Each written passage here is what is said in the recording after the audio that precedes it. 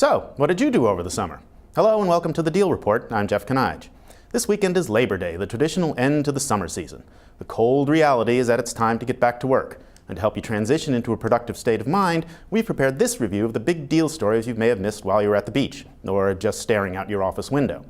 Now I'll admit that it's a little hard to concentrate on this stuff during the summer, but I think we got the gist of what happened, so here's everything you need to know. For starters, two major newspapers, the Washington Post and the Boston Globe, were sold to Steve Ballmer, who was then forced to flee the country and seek asylum in a Moscow airport. Pro tip, if you want to sound smart at back-to-school night, talk about this international intrigue. Or antitrust law. The Justice Department filed suit to block the American Airlines-US Air merger, arguing that the companies would corner the market in, let's say, hyperloops. And while we're on the subject of good nutrition, activist investor Bill Ackman demonstrated the benefits of dietary supplements as he hit 43 home runs and dished out 14 assists in becoming the New Jersey Devils' all-time leading manservant.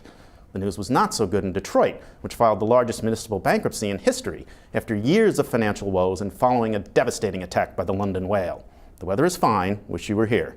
Which brings us to the feel-good story of the summer. Britain welcomed a royal baby into the world, and in his first act as a monarch, the young Prince George froze the NASDAQ. Precocious kid.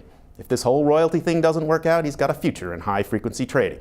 Now, not everybody shut down for the season. More than 1,000 deals were announced this summer, with the largest being Omnicom's $35 billion acquisition of Publicis. That merger created the world's largest baby panda.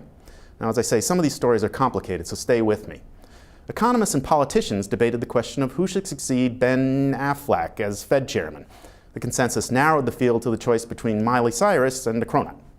Elsewhere, former JCPenney CEO Ron Johnson announced his candidacy for New York City Comptroller, only to see his campaign implode after he was caught selling autographs, probably.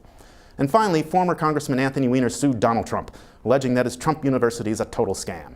He should know. And that's the way it was. At least that's the way it looked from here. In New York, this is Jeff Kanige for The Deal.